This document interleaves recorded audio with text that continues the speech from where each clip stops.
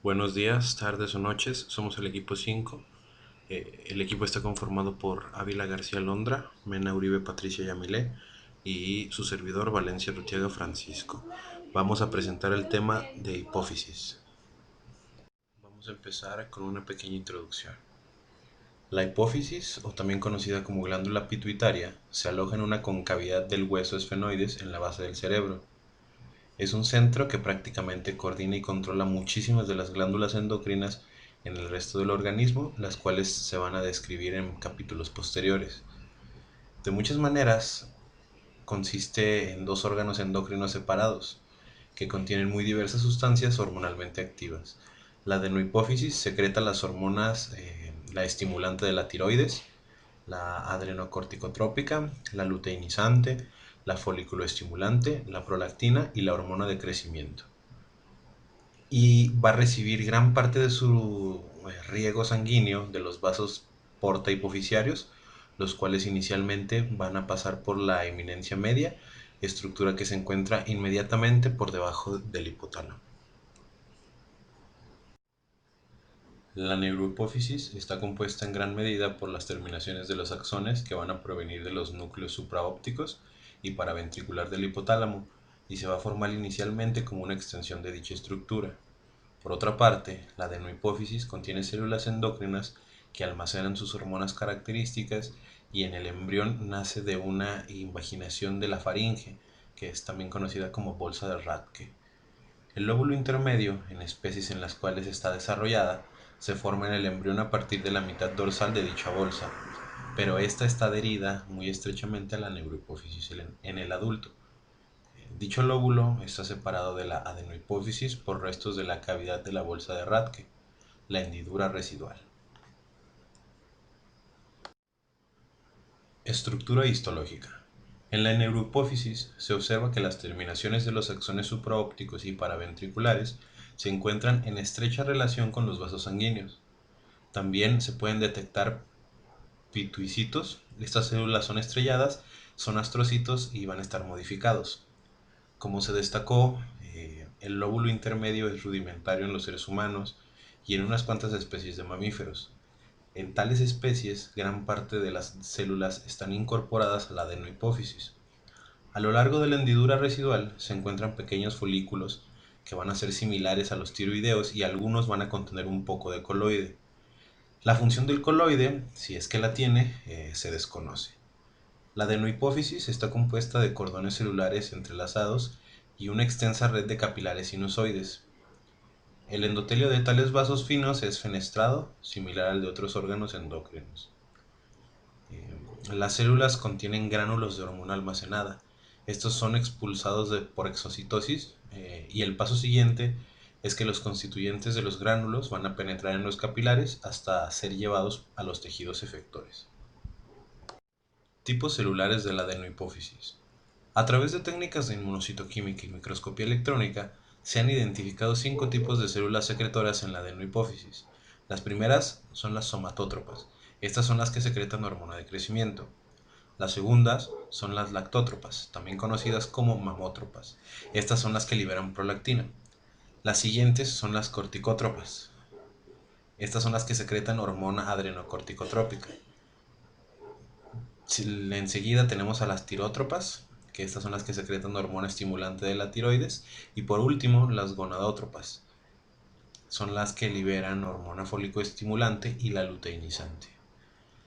Eh, Algunas células pueden contener dos hormonas o más. También es destacable que las tres hormonas glucoproteínicas hipofisiarias, la hormona folículo estimulante, la luteinizante y la estimulante de la tiroides, a pesar de estar formadas por dos subunidades, tienen una subunidad alfa común. Esta va a estar producida por un solo gen y van a poseer la misma composición de aminoácidos en cada una de ellas, aunque va a variar sus residuos de carbohidratos.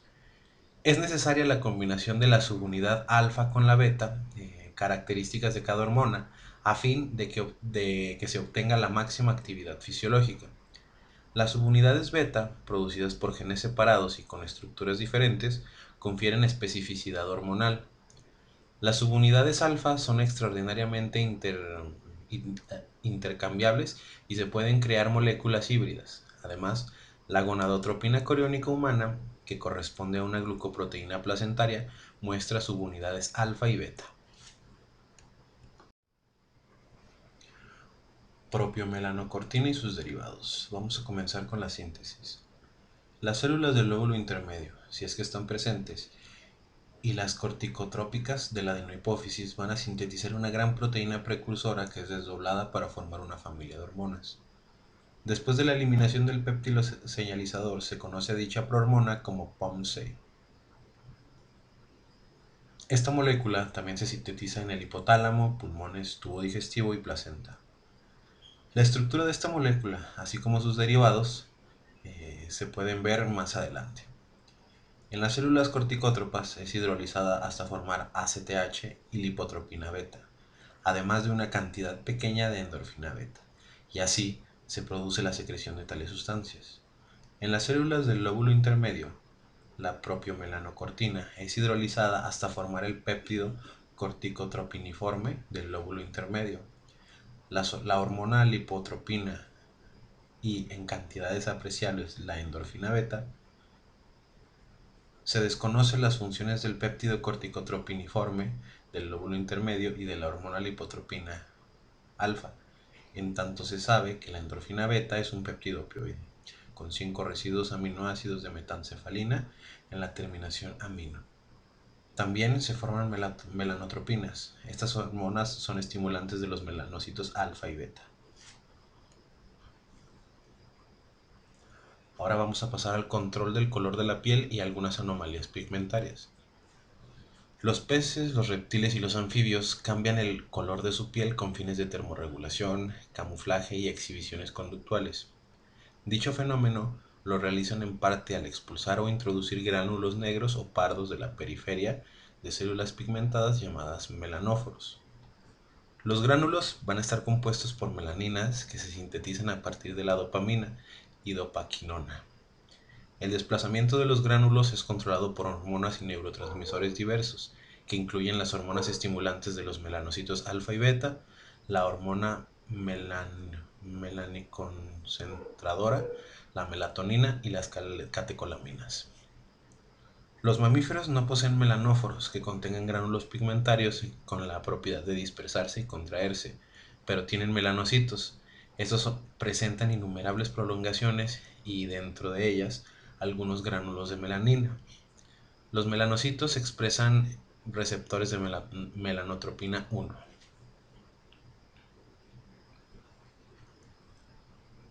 Alguno de los trastornos es el albinismo. En este existe la incapacidad congénita de sintetizar melanina, y esto puede ser por consecuencia de diversos defectos genéticos en las vías de síntesis de dicho pigmento. En el albinismo localizado se observan zonas de la piel sin melanina como efecto de alteraciones congénitas en la migración de los melanoblastos desde la cresta neural durante el desarrollo embrionario. El trastorno y el perfil precisos de dicha pérdida se transmiten de una generación a otra. El vitiligo también incluye una pérdida similar de melanina en algunas áreas, pero el trastorno evoluciona poco a poco después del nacimiento, como consecuencia de algún proceso autoinmunitario que afecta a los melanocitos. Hormona de crecimiento. Biosíntesis y propiedades químicas. El brazo largo del cromosoma 17 del ser humano contiene un cúmulo de hormona de crecimiento somatotropina coriónica humana que comprende 5 genes. El primero, que codifica la forma más abundante normal de la hormona de crecimiento. El segundo, que codifica la modalidad variante del hormo. Los otros 2 genes más codifican la somatotropina coriónica humana. Y por último, el quinto es probablemente un pseudogen de la gonadotropina coriónica humana. Las concentraciones plasmáticas, unión y metabolismo. Una parte de la hormona de crecimiento circulante se une a una proteína plasmática que corresponde a un gran fragmento del dominio extracelular del receptor de la hormona. Al parecer, surge por separación de los receptores en seres humanos y su concentración expresa el número de receptores de dicha hormona en los tejidos. En promedio, 50% del fondo común circulante de la actividad de la hormona de crecimiento se encuentra en forma unida, proporcionando así una reserva de la hormona para compensar las grandes fluctuaciones de su secreción. Receptores de hormona de crecimiento. El receptor de hormona de crecimiento es una proteína con 620 aminoácidos que contiene una gran porción extracelular, un dominio transmembrana y otra gran región citoplasmática. Es miembro de la superfamilia de receptores citocínicos. La hormona de crecimiento tiene dos dominios de unión al receptor y cuando el primero lo hace a un receptor, el segundo atrae al otro sitio y así se genera un homodímero. La dimerización es esencial para la activación del receptor. La hormona de crecimiento somatotropina ejerce efectos amplios en el organismo, por lo que a pesar de la imposibilidad de la correlacionar con exactitud los efectos intracelulares con los globales en el organismo, no sorprende que a semejanza de la insulina, la somatotropina active diferentes cascadas de señalización intracelular. Efectos en el crecimiento. En animales jóvenes en quienes no se han fusionado la epífisis a la diáfisis en los huesos largos, el crecimiento es inhibido por la hipofisectomía y es estimulado por la hormona de crecimiento. Se acelera la condrogénesis y conforme se ensanchan las láminas epifisiarias cartilaginosas, depositan más matriz ósea en la epífisis. De esta forma aumenta la talla. La administración de hormona de crecimiento a lo largo del plazo en animales ocasiona gigantismo. Una vez cerrada la epífisis, es imposible el crecimiento longitudinal o lineal. En este caso, el exceso de hormona de crecimiento causa deformidades óseas y de partes blandas conocidas como acromegalia. Efectos en la homeostasis de proteínas y electrolitos. La somatotropina es una hormona anabólica proteínica y genera un balance de nitrógeno y de fósforo positivo, una mayor concentración plasmática de fósforo y disminución en la cifra de nitrógeno ureico y de aminoácidos en sangre. En adultos con deficiencia de la hormona, el uso de la misma somatotropina, pero obtenida por bioingeniería, hace que aumente la masa corporal magra y disminuya la grasa corporal, junto con incremento en el metabolismo y reducción en el colesterol plasmático. Efectos en el metabolismo de carbohidratos y grasas. Se sabe que por lo menos algunas formas de la hormona son diabetógenas, porque incrementan la producción de glucosa en el hígado y genera un efecto antiinsulínico en los músculos. La hormona también es cetógena, que incrementa las concentraciones circulantes de los ácidos grasos libres, que al aumentar dichas concentraciones, en el transcurso de algunas horas se obtiene una fuente fácil de energía para los tejidos durante la hipoglucemia, el ayuno y los estímulos estresantes. La somatotropina no estimula directamente las células B del páncreas, pero intensifica las propiedades de la glándula para reaccionar a estímulos insulinógenos como la arginina y la glucosa. Constituye un mecanismo adicional por el cual la hormona activa el crecimiento porque la insulina posee un efecto anabólico proteínico. Somatomedinas. Los efectos de la hormona de crecimiento, el cartílago y el metabolismo de proteínas dependen de la interacción entre la misma y las somatomedinas, que son factores polipeptídicos de crecimiento secretados por el hígado y otros tejidos. El primero, que fue aislado, recibió el nombre de factor de sulfación porque estimulaba la incorporación de sulfatos en el cartílago. Sin embargo, también propiciaba la formación de colágeno, por lo que se cambió su nombre al de somatomedina. Poco después se supo que existían diferentes tipos de dicha sustancia y que estos eran miembros de una familia cada vez mayor de factores de crecimiento que influyen de diferentes tejidos y órganos. Las principales somatomedinas circulantes, y en los seres humanos quizás las únicas, son el factor de crecimiento similar en la insulina tipo 1 y factor de crecimiento similar a la insulina tipo 2. Ambos guardan relación muy cercana a la insulina, excepto que sus cadenas C no están separadas y poseen una extensión de la cadena A llamada dominio D. Otro miembro de la familia es la hormona relaxina, que en los seres humanos tienen dos isoformas afines de la relaxina que se asemejan al factor de crecimiento similar a la insulina tipo 1. En el cerebro del ser humano se ha identificado una variante del factor de crecimiento tipo 1, el cual no posee los 3 residuos de aminoácidos en la terminación amino. También se han observado formas variantes en el factor de crecimiento tipo 2. En el hígado, cartílago y otros tejidos se detectan ácidos ribonucleicos mensajeros de factor de crecimiento similar a la insulina tipo 1 y 2, lo cual denota que son sintetizados en estos tejidos.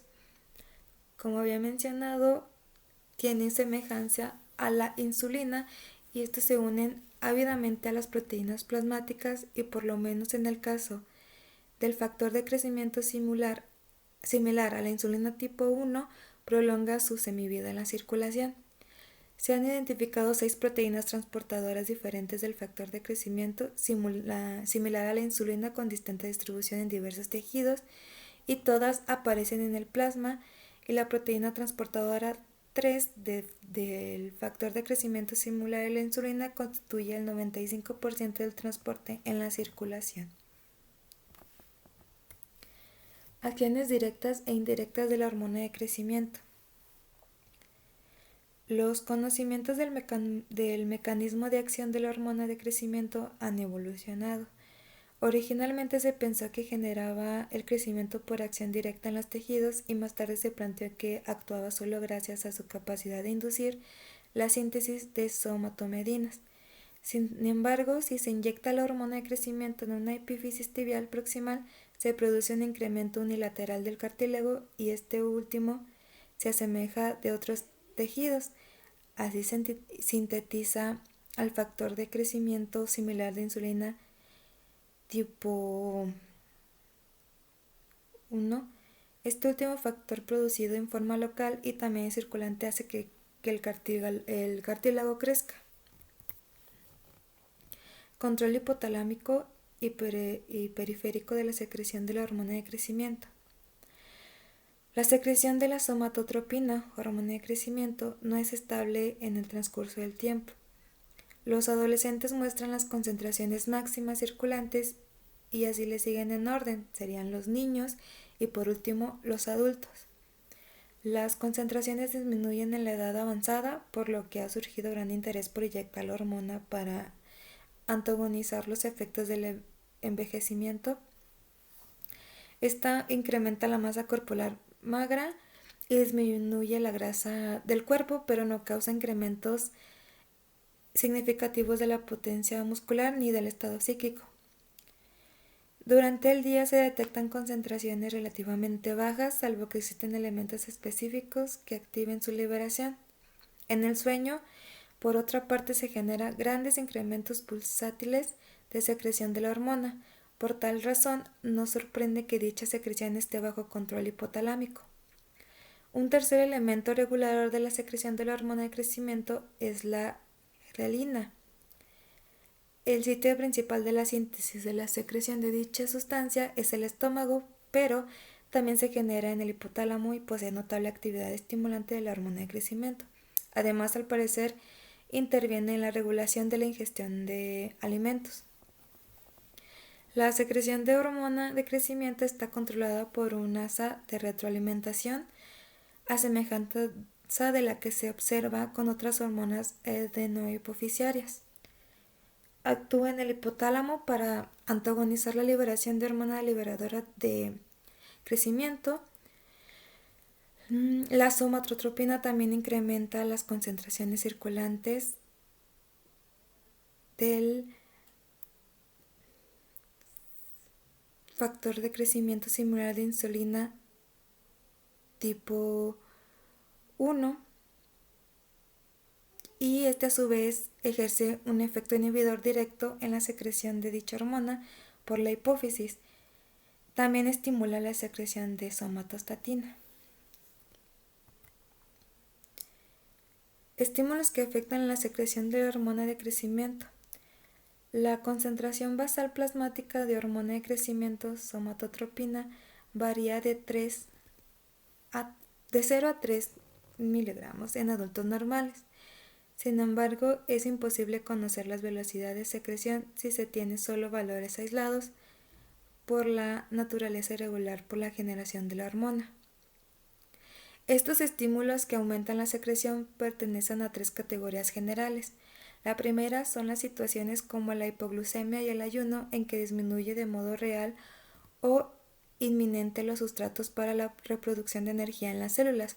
El segundo son las situaciones en las que aumentan algunos aminoácidos en plasma y por último los estímulos perjudiciales que se ha utilizado la respuesta al glucagón para valorar la reserva de hormona del crecimiento.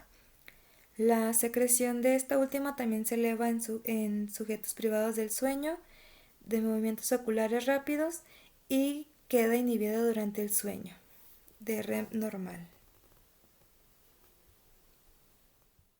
Fisiología del crecimiento. La somatostatina, a pesar de su escasa importancia en el desarrollo fetal, asume una función decisiva en el crecimiento postnatal. No obstante, de manera global, el crecimiento es un fenómeno complejo en el que intervienen no solo la somatostatina, sino también recibe influencia de hormonas tiroideas, andrógenos, estrógenos, glucocorticoides e insulina. También intervienen factores genéticos y además depende de una nutrición adecuada. El aporte alimenticio es el factor extrínseco más importante que se refleja en el crecimiento. Esta debe ser adecuada no solo en su contenido proteínico, sino también en el de vitaminas, minerales y en calorías, para que las proteínas que recibe la persona no sean destinadas a generar energía. Sin embargo, una consideración importante, al parecer, es la edad en la cual ocurre la deficiencia alimentaria. Por ejemplo, una vez iniciada la fase de aceleración de crecimiento en la pubertad, persiste el crecimiento lineal notable incluso si disminuye la ingestión de nutrientes calóricos. Por otra parte, las lesiones y las enfermedades frenan el crecimiento porque intensifican la catabolia proteínica. Los perfiles de crecimiento varían poco de una especie a otra. Un ejemplo son las ratas. Estas, durante toda su vida, nunca dejan de crecer, aunque sea con menor ritmo. En los seres humanos se observan dos periodos de crecimiento rápido. Como podemos ver en la imagen, el primero surge en la lactancia y el segundo a finales de la pubertad, antes de concluir el crecimiento. El primer periodo de aceleración es en parte una continuación del lapso de crecimiento fetal y el segundo, en la etapa de la pubertad, depende de la hormona del crecimiento, los andrógenos y los estrógenos. También la interrupción ulterior se debe en gran parte al cierre de las epífisis de los huesos largos por acción de los estrógenos. Después de esa fecha es imposible que la persona alcance una talla más alta. Las niñas maduran en fechas más tempranas que los niños. Por tal razón surgen más rápido las fases de aceleración del crecimiento, como podemos ver en esta figura. En recién nacidos, como podemos ver en la imagen, aumenta la concentración plasmática de las hormonas del crecimiento. Más adelante, disminuyen las concentraciones promedio en reposo, pero son más altas las espigas de secreción de la hormona, en particular durante la pubertad, de modo que se eleva la concentración plasmática media por 24 horas. Esta es de 2 a 4 nanogramos sobre mililitro en adultos normales, pero en niños corresponde a 5 a 8 nanogramos sobre mililitro. Uno de los factores que estimulan la secreción de IGF-1, que se abrevia factor de crecimiento insulínico, es la hormona de crecimiento y en la infancia aumentan las concentraciones plasmáticas de dicho factor hasta alcanzar un máximo entre los 13 y 17 años de vida. A diferencia de estos, son constantes las concentraciones del factor de crecimiento insulínico durante toda la fase de crecimiento postnatal. La fase de aceleración de crecimiento para la etapa de la pubertad depende en parte del efecto anabólico proteínico de los andrógenos. La secreción de andrógenos suprarrenales se intensifica en ese lapso en los dos géneros. Sin embargo, también proviene de una interacción entre las hormonas sexuales, las hormonas de crecimiento y el factor de crecimiento insulínico. En el comienzo los andrógenos y los estrógenos estimulan al crecimiento, pero estos últimos al final lo terminan, al hacer que se fusionen las epífisis con las diáfisis de huesos largos. Una vez cerrada la epífisis termina el crecimiento longitudinal. Esta es la razón por la que los sujetos con precocidad sexual con frecuencia son enanos. Por otra parte, si el varón sufre castración antes de la pubertad, tiende a ser alto a causa de la reducción de su producción de estrógenos y porque sus epífisis permanecen abiertas. De esta manera persiste el crecimiento después de la etapa normal de la pubertad. Gonadotropinas hipofisiarias y la prolactina. La hormona foliculoestimulante FSH y la hormona luteinizante LH están compuestas de una subunidad alfa y otra beta. Estas son glucoproteínas que contienen las hexosas manosa y galactosa, también las hexosaminas N-acetilgalactosamina y N-acetilglucosamina, también contienen ácido cialítico. Los carbohidratos en las moléculas de gonadotropinas incrementan su potencia al lentificar de manera importante su metabolismo. La semivida de la FSH de seres humanos es de 170 minutos en promedio y la LH de alrededor 60 minutos. Bueno, las mutaciones con pérdida de función en el receptor FSH causan hipogonadismo y las mutaciones con ganancia de función causan una forma espontánea del síndrome de hiperestimulación ovárica, cuadro en el que se estimulan los folículos y el ovario libera citocinas, lo cual intensifica la permeabilidad vascular y genera choque. Y después viene la prolactina hipofisiaria. Esta contiene 199 residuos aminoácidos y 3 enlaces disulfuros. Muestran enormes semejanzas estructural con las hormonas de crecimiento humana y somatomotropina coriónica. La semivida de la prolactina, a semejanza de la hormona de crecimiento, es de casi 20 minutos. Los receptores de FSH y LH son estructuras acopladas a la proteína G, acoplados a la adenilciclasa a través de una proteína G estimulante. Además, cada una tiene un dominio extracelular extendido y glucosilado. El receptor de la prolactina humana se asemeja al de la hormona de crecimiento, pertenece a una superfamilia de receptores que incluye precisamente el de esta última hormona y correspondientes a muchas citocinas y otros de crecimiento hematopoyético. Cuando se elimina o destruye la hipófisis, surge atrofia de testículos y ovarios. La FSH permite conservar el epitelio espermatogénico al estimular las células de Sertoli del varón y se ocupa del crecimiento temprano de los folículos ováricos en la mujer. La LH muestra tropismo por las células de Leydig y en mujeres se encarga de la maduración final de los folículos ováricos y la secreción de estrógenos por parte de ellos. También intervienen en la ovulación, en la formación inicial del cuerpo amarillo y la secreción de testosterona. La prolactina genera la secreción de leche desde la mama después de que ha sido preparada por el estrógeno y la progesterona. Su efecto en la mamá comprende y aumenta los niveles de RNA mensajero con la producción uterino de caseína y lactabulmina. Efectos de la insuficiencia hipofisiaria, cambios en otras glándulas endocrinas. Los cambios muy amplios que aparecen después de que la hipófisis se extirpó por cirugía o se destruyó por alguna enfermedad son previsibles en cuanto a las funciones hormonales sabidas de la glándula. En el hipopituitarismo se atrofia la corteza suprarrenal y la glándula secreta concentraciones reducidas de glucocorticoides y hormonas sexuales. No hay incrementos de la secreción de aldosterona inducidos por estrés, pero son normales la secreción basal de dicha hormona y el aumento inducido por depresión de sodio, por lo menos durante algún tiempo. No surge deficiencia de mineralocorticoides y por tal razón no ocurre pérdida de sodio del choque hipovolémico.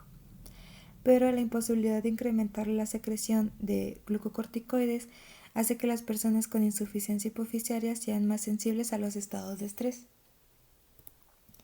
Metabolismo del agua.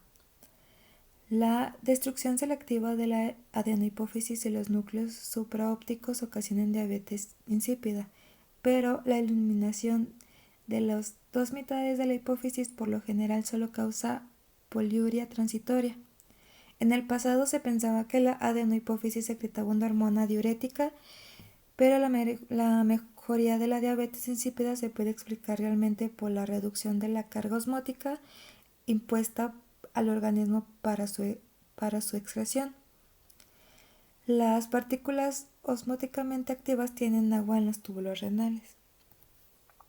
Otras alteraciones: si la deficiencia de hormona de crecimiento aparece en la vida adulta, por lo regular se acompaña de deficiencias en otras hormonas adenopofisiarias. La escasez de la hormona adrenocorticotrópica y otras hormonas hipofisiarias con actividad de hormona estimulante de melanocitos quizás expliquen la palidez de la piel en personas con hipopituitarismo.